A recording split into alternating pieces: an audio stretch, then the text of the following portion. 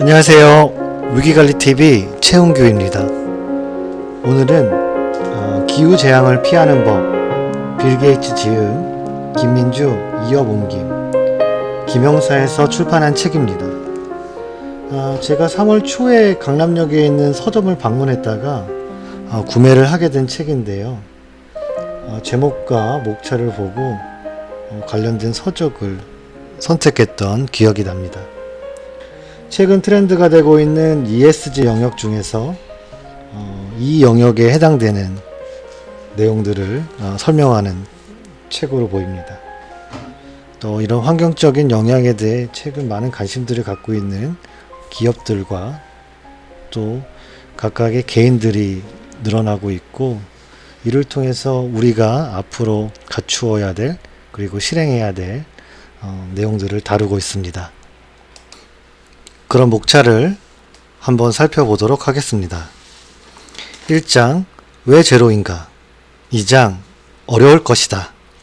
3장 우리가 물어야 할 5가지 질문. 4장 전기생산. 5장 제조. 6장 사육과 재배. 7장 교통과 운송. 8장 냉방과 난방. 9장 더워진 지구에 적응하기. 10장 정부 정책은 얼마나 중요할까? 11장 제로로 가는 길. 12장 우리 각자가 할 수 있는 것. 이렇게 총 12장으로 구성되어 있습니다. 서문을 살펴보겠습니다. 510억에서 0으로 기후변화와 관련하여 당신이 기억해야 할 숫자가 2개 있다. 하나는 510억이고 다른 하나는 제로다. 우리는 매년 510억 톤의 온실가스를 대기권에 배출한다. 정확한 수치는 이보다 조금 더 많을 수도 있고 적을 수도 있지만 크게 보면 온실가스 배출량은 꾸준히 증가한다. 이것이 바로 오늘날 우리가 처해 있는 현실이다. 제로는 우리가 달성해야 할 목표다. 지구온난화를 멈추고 기후변화가 불러올 최악의 상황을 피하려면 인류는 온실가스 배출을 멈추어야 한다. 이 목표가 어렵게 들리는가? 실제로도 매우 어려운 일이 될 것이다. 아직 세계는 이처럼 큰 규모의 일을 해본 적이 없다. 이 말은 앞으로 모든 나라가 지금까지의 삶의 방식을 바꿔야 한다는 것이다.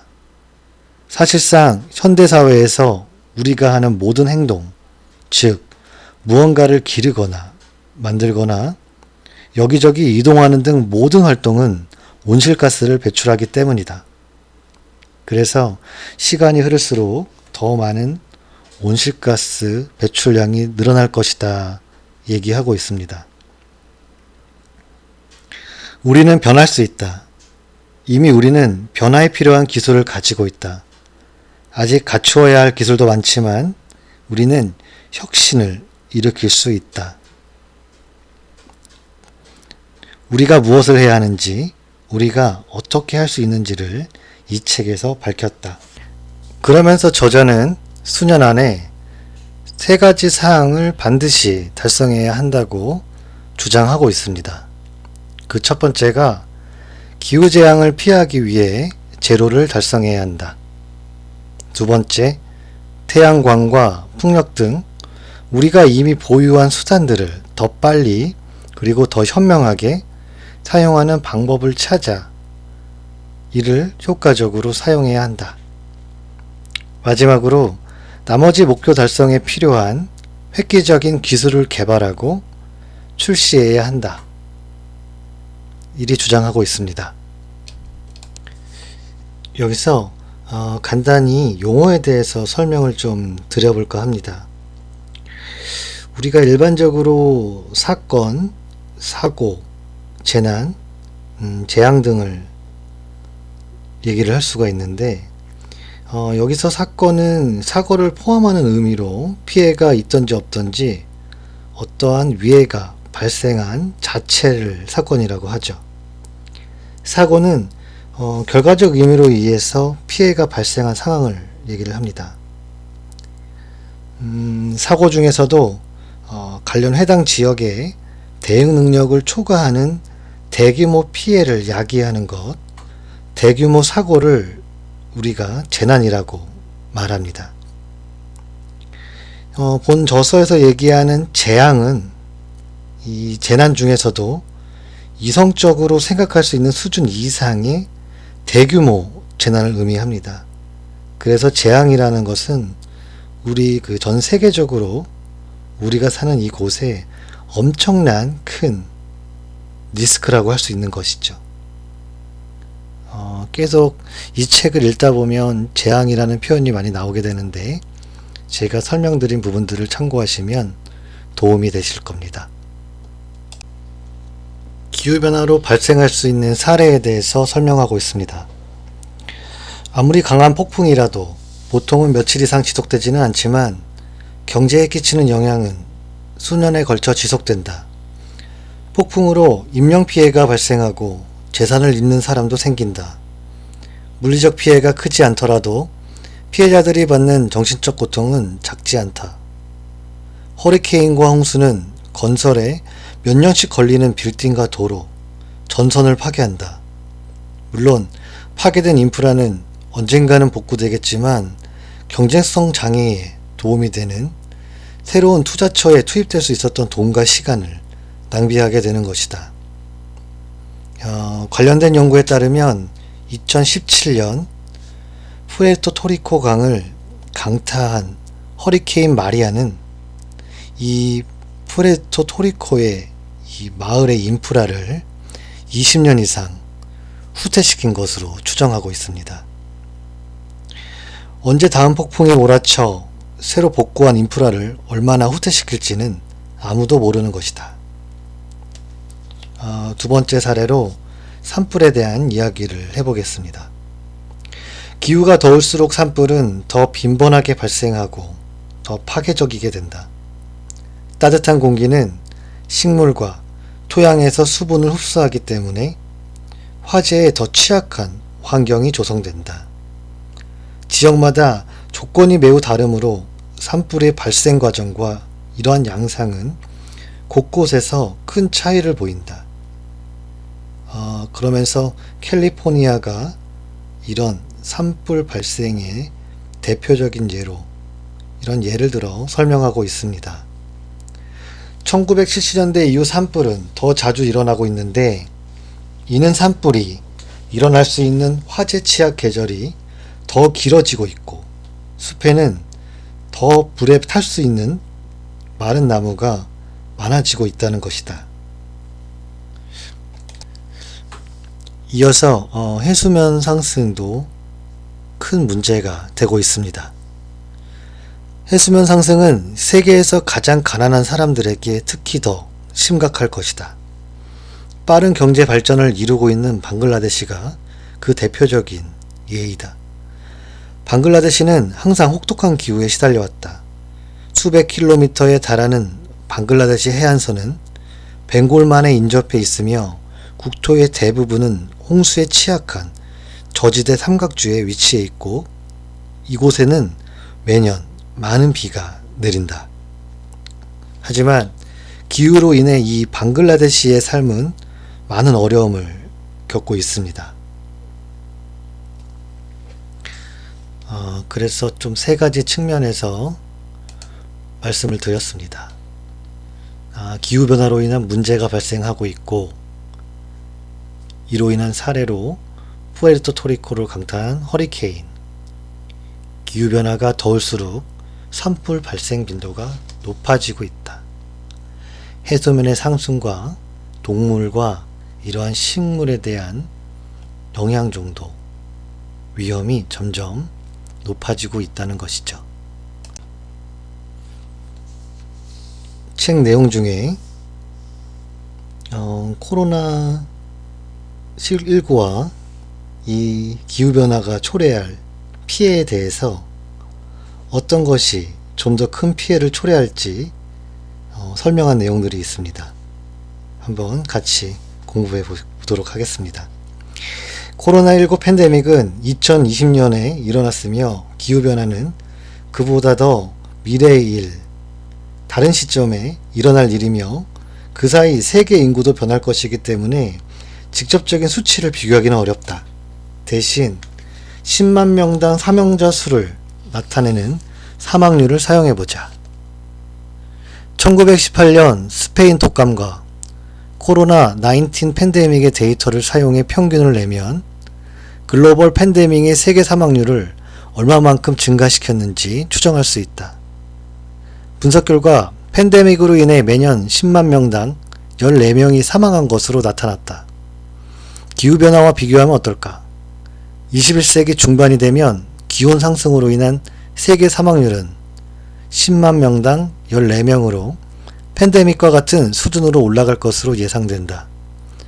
21세기 말에 탄소 배출량 증가율이 계속 높게 유지된다면 기후변화로 인한 추가 사망률은 10만 명당 75명에 이를 것이다. 다시 말해 21세기 중반까지 기후변화는 코로나19만큼 치명적으로 될 것이며 2100년이 되면 5배나 더 큰 사망률을 기록하게 될 것이다. 경제 전방 역시 암울하다.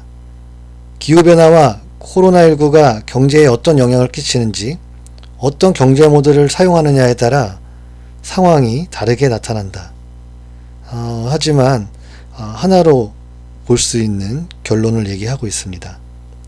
앞으로 10년이나 20년 내로 기후변화가 경제에 끼치는 영향은 코로나19 규모의 팬데믹이 10년마다 한 번씩 발생하는 것만큼이나 심각할 것이다.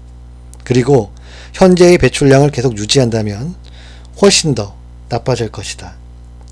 만약 당신이 기후변화 뉴스를 관심 있게 봐왔다면 이런 이야기의 대부분은 익숙하게 들렸을 것이다. 하지만 기온이 상승할수록 이런 문제들은 더욱 빈번하고 심각하게 발생할 것이며 더 많은 이 사람이 피해를 입을 것이다. 기후변화로 인해 상대적으로 갑작스러운 재앙이 발생할 가능성도 있다. 예를 들어 땅이 계속 얼어있는 영구 농토층, 이런 것들이 따뜻해지면 갑자기 녹게 되면 그 속에 매장되어 있던 어마어마한 많은 양의 온실가스가 배출될 수 있다고 합니다. 그 중에서도 이 대부분이 메탄으로 구성되어 있어서 훨씬 더 영향력이 크다고 합니다. 그래서 이러한 아직 과학적으로 불확실하다 해도 우리는 나쁜 일이 다가온다는 것을 충분히 알 수 있고, 이와 관련해서 우리가 할 수 있는 일들이 있을 것이며 이런 내용들을 소개하고자 한다 라고 이 책에서 관련 내용을 담고 있습니다.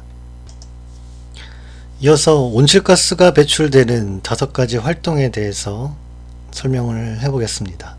그 중에 오늘은 전기 생산과 관련된 연간 배출량 510억 톤의 이산화탄소 중에서 27%에 해당하는 전기 생산에 관련된 내용만 살펴보겠습니다.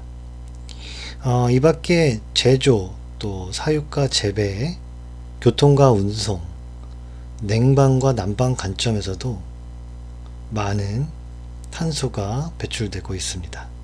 그럼 전기 생산에 대한 내용을 살펴보겠습니다. 우리 생활에 유용한 전기, 이러한 전기는 우리 곁에서 가로등과 우리가 살아가는데 필요한 여러가지 도움을 주고 있습니다. 산업시설이 정상적으로 작동할 수 있게 해주는 것도 이러한 전기의 힘 때문이죠. 이러한 전기를 사용하기 위해서 또 이러한 전기를 만들어낼 때 많은 탄소가 배출되고 있고, 이런 탄소를 줄이기 위한 방법들을 알아보겠습니다. 무탄소 전기 만들기, 핵분열. 원자력 발전의 장점은 다음과 같이 단적으로 요약할 수 있다. 원자력 발전은 밤낮과 계절에 구애받지 않고 전력을 생산할 수 있으며 지구상 어디에서나 작동할 수 있고 대규모로 생산이 가능하면서도 유일하게 탄소를 발생시키지 않는 에너지원이다. 그 어떤 다른 청정 에너지원도 원자력 에너지와 비교할 수 없다. 미국은 전기의 약 20%를 원자력 발전소에서 얻는다. 프랑스는 약 70%, 세계에서 가장 높은 수준이다.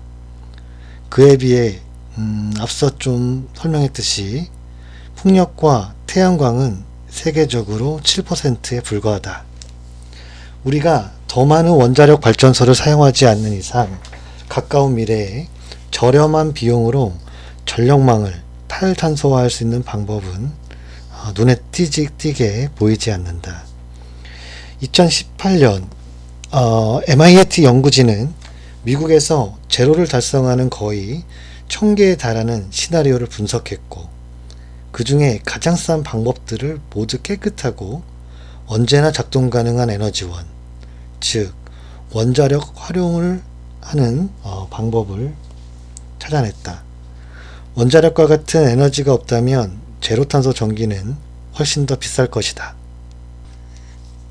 하지만 원자력 발전소에 문제가 있다는 것은 삼척동자도 아는 사실이다.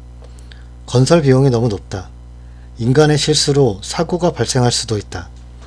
원자력 발전소가 하는 연료인 우라늄은 전시에 무기로 전용되기도 한다. 폐기물은 위험하고 저장하기도 어렵다. 미국의 쓰리마일섬, 구소련의 체르노빌, 그리고 일본의 후쿠시마에서 일어났던 큰 사고들은 이런 위험들을 적나라하게 보여준다. 이러한 재앙들을 초래한 실제 문제들이 있지만, 이런 문제들을 해결하는 대신 우리는 이 분야를 발전시키는 노력을 중단하기로 한 것 같다. 어느 날 세계의 모든 사람이 한데 모여 자동차들이 사람을 죽이지 않나? 이런 자동차는 매우 위험하지. 모두 운전을 그만두고 자동차를 버릴까? 만약 이러한 질문을 했다고 상상해보면, 물론 터무니없는 말이기는 하다. 우리는 정반대의 일을 했다. 결국 혁신을 통해 자동차를 더 안전하게 만들었던 것이다. 사람들이 차 앞유리를 깨고 날아가는 것을 막기 위해 우리는 안전벨트와 에어백을 개발했다. 사고 시 탑승자를 보호하기 위해 더 안전한 부품과 더 나은 디자인으로 차를 만들었다. 주차장에서 보행자를 보호하기 위해 후방 카메라를 만들어 설치했다. 원자력은 자동차보다 훨씬 적은 수의 사람을 죽인다. 그리고 원자력은 그 어떤 화석연료보다 훨씬 더 적은 수의 사람을 죽인다. 이와 같이 우리가 자동차의 문제점들을 개선한 것처럼 원자력 발전소도 문제를 하나씩 분석한 다음 혁신으로 이를 해결하며 개선해 나가야 할 것이다. 과학자들과 엔지니어들은 다양한 해결책을 제시했다. 나는 2008년 내가 창업한 테라파워가 창안한 방식에 희망을 걸고 있다. 테라파워는 차세대 원료로 설계하기 위해 핵물리학과 컴퓨터 모델링 분야의 최고 인재들로 구성된 회사다. 이렇게 해서 빌 게이츠 관련 회사를 잠깐 소개하는 내용들이 있고, 다음으로 넘어가서 핵융합에 대해서 같이 한번 살펴보겠습니다. 소비자들에게 전기를 공급하기까지는 아직 몇십 년의 시간이 더 필요하지만, 핵분열과 완전히 다르면서도 꽤 유명한 접근 방식이 있다. 핵분열처럼 원자를 분리하는 방식 대신 원자를 붙이거나 융합하는 것이다. 핵융합의 원리는 태양의 원리와 비슷하다. 일단 기체, 대부분의 과학자들은 특정 종류의 수소에 집중한다. 기체가 아주 뜨거워지면 섭씨 5천만 도를 넘어서면 기체는 전기를 띤 플라즈마 상태가 된다. 온도가 이렇게 높아지면 입자들은 빨리 움직이다 서로 충돌하면서 융합된다. 마치 태양을 이루고 있는 수소 분자가 그렇듯 말이다. 수소 분자들이 융합하면 헬륨이 되는데, 이 과정에서 엄청난 양의 에너지가 방출된다. 이 에너지는 전기를 만드는 데 사용되는 것이다. 비록 아직은 실험 단계이지만 핵융합은 많은 가능성을 지니기 때문에 핵융합으로 얻는 원료는 풍부하고 값도 저렴할 것으로 예상한다. 자, 이어 해상풍력에 대해서도 얘기를 하고 있습니다. 풍력 터빈을 바다나 물속에 설치하는 것에는 많은 이점이 있다. 많은 대도시가 바닷가 근처에 위치했기 때문에 전기를 대도시 인근에서 생산할 수 있고 이런저런 송전 문제를 겪지 않아도 된다. 또한 해상에서는 바람이 꾸준하게 불기 때문에 간헐성은 큰 문제가 되지 않는다. 이런 장점들에도 불구하고 해상풍력은 현재 세계에서 생산되는 전기 총량의 아주 작은 부분에 불과하다. 2019년 기준으로 해상풍력에서 생산되는 전기는 전체의 0.4%에 지나지 않았다. 이 중 유럽 대부분은 특히 북해 인근 집중적으로 생산되고 있다고 본다. 미국의 경우 로드아일랜드 해안가 근처에 있는 해상풍력단지 한 곳에서 30메가와트 규모의 전기만 생산될 뿐이다. 많은 필요성과 유용성이 있는데도 불구하고 이 해상풍력에 대한 사용 빈도가 높지는 않는 것으로 나타나 있습니다. 그래서 해상풍력 산업의 입장에서 보면 이제 올라갈 일밖에 없다. 기업들은 하나의 터빈이 더 많은 전력을 생산할 수 있도록 터빈을 더 크게 만드는 데 집중하고 있다. 이들은 커다란 금속 물체를 물속에 설치하는 공학적으로 어려운 문제를 해결하기 위해 노력하고 있다.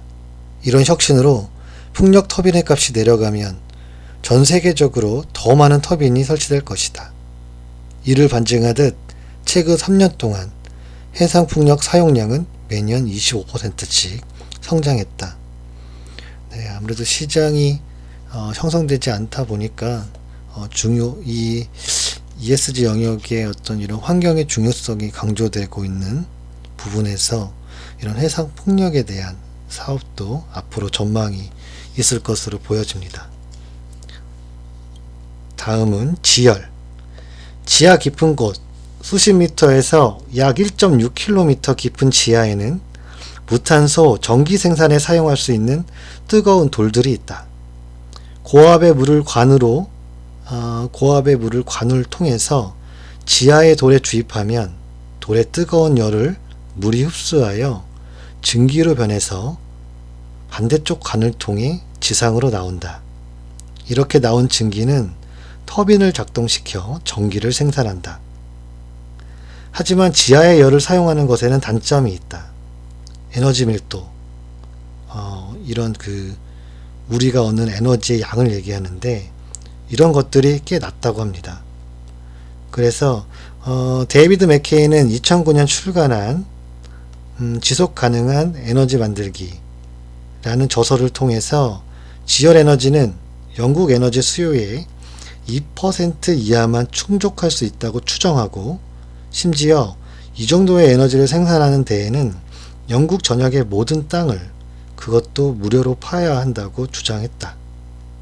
지열 발전을 하려면 땅속 깊은 곳까지 물을 주입할 수 있는 이런 주입정이라는 관이 필요하고 또 생산정이 필요하다고 합니다. 생산정이라는 것은 물이 이제 증기가 돼서 나오는 관을 얘기하는 거고, 그래서 이러한 관들을 생산하기에 앞서 실제로 그 장소에서 필요한 열이 생산될 수 있을지도 현재로서는 좀 파악하기가 어려운 사항이라고 하네요.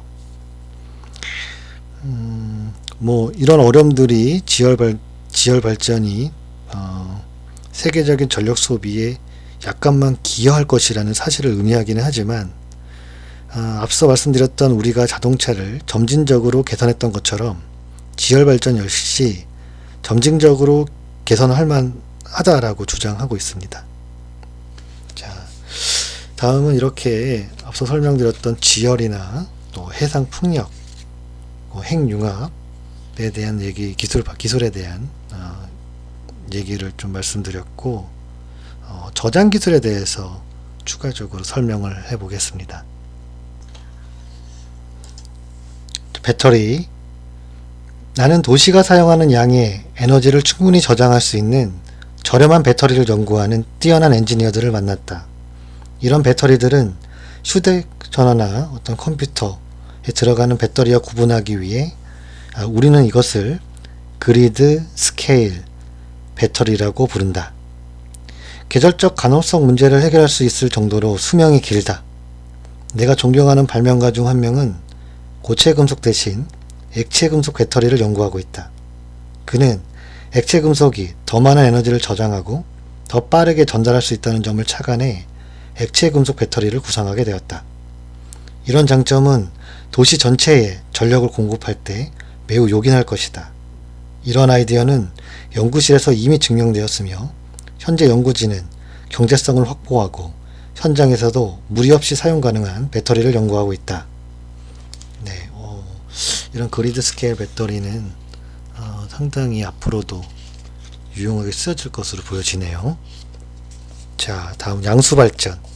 양수발전은 하나의 도시가 사용할 만큼 에너지를 저장하는 방식이다. 작동 원리는 전기가 저렴할 때 물을 언덕 위에 저수지로 끌어올린다. 전력의 수요가 줄어들면 물을 하부 저수지에서 방수하게 되고 터빈을 작동시켜 전기를 생산한다. 양수발전은 세계에서 가장 큰 규모 그리드 스케일 배터리다. 하지만 그렇다고 해서 아주 특별한 것도 아니다.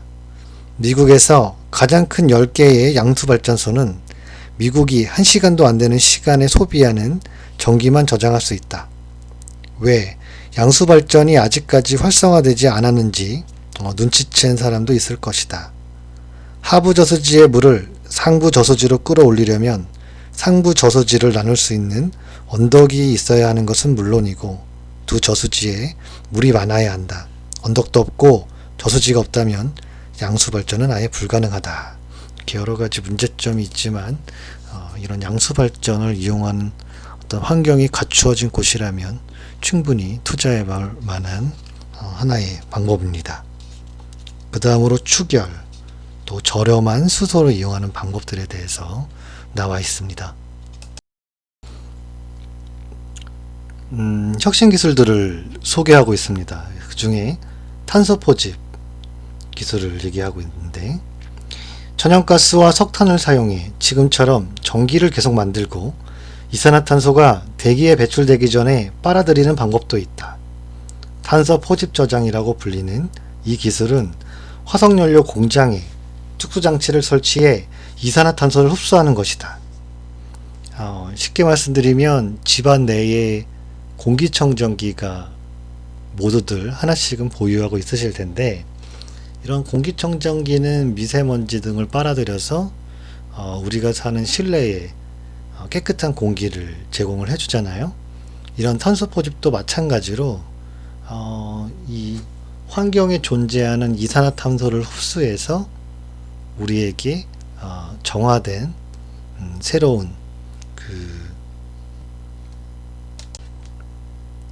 공기를 제공해 주는 것으로 생각하시면 됩니다. 네, 그래서 이런 관련된 기술들, 현재까지 운영되고 있는 내용들에 대해서 같이 한번 살펴봤습니다. 2차 세계대전이 한창인 1943년의 어느 날, LA 시내에 짙은 안개가 드리워졌다.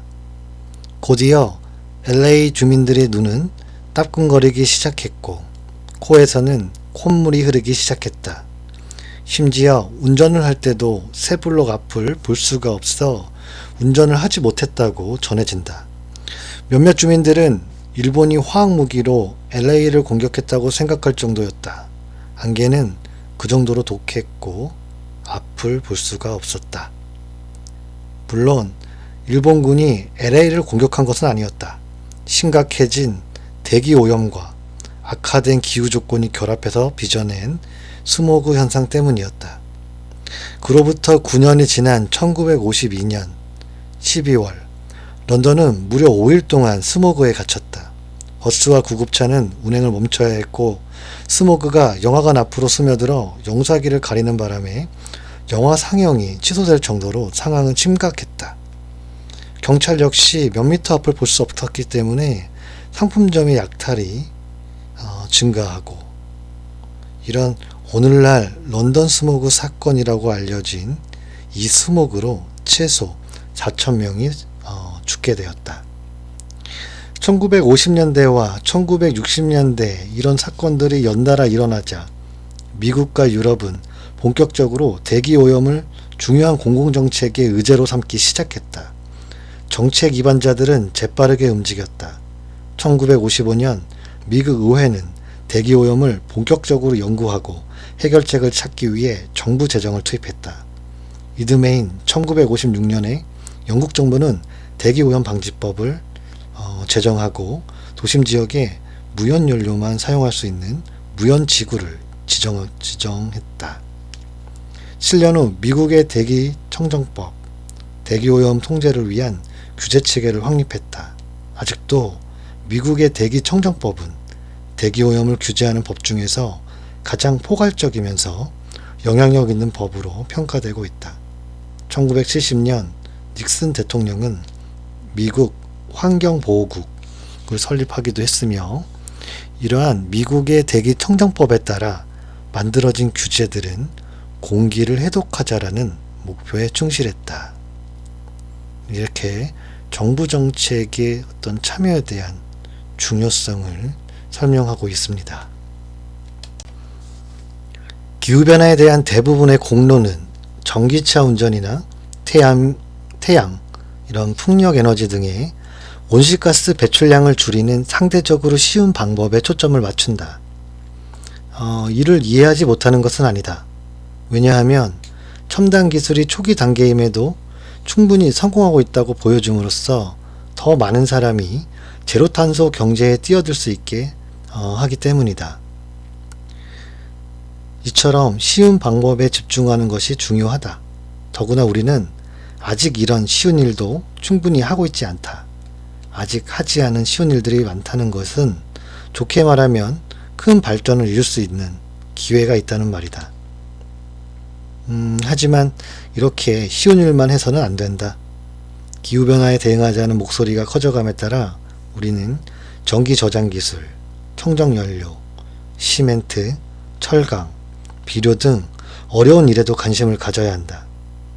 이런 어려운 일은 새로운 정책 결정 방식을 요구할 것이다. 이미 개발된 기술을 충분히 활용하는 것은 물론이고 새로운 연구 개발에도 더 많은 투자를 해야 하며 혁신이 창출되고 시장에 진입할 수 있도록 정책을 마련해야 한다. 정부 참여에 대한 중요성이 그만큼 커질 필요가 있다라는 겁니다.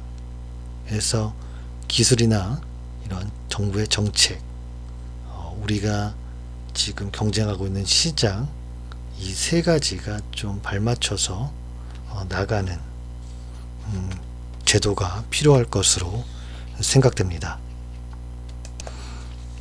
마지막으로 제가 이 책에서 전달드릴 얘기는 우리는 어떤 일을 할 수 있을지 한번 같이 알아보겠습니다. 시장은 공급과 수요의 법칙으로 움직인다. 소비자는 수요 측면에 큰 영향을 끼칠 수 있다. 우리가 무언가를 구매하고 사용하는 방식을 바꾼다면, 그리고 이런 변화가 의미 있는 방향으로 움직인다면 많은 변화가 일어날 것이다. 예를 들어 집에 있는 스마트폰으로 스마트 온도 조절기를 설치하면 집이 비어있는 동안 에너지 소비량이 감소하고 전기료가 줄어든다.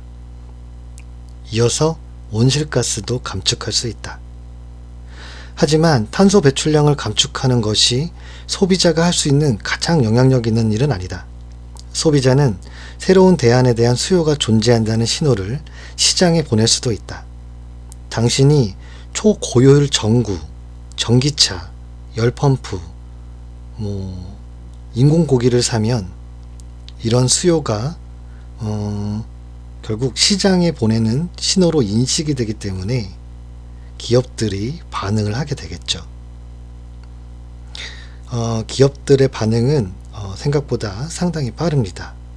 수요만 확인된다면 기업들은 저탄소 제품 생산에 많은 시간과 돈을 투자할 것이다.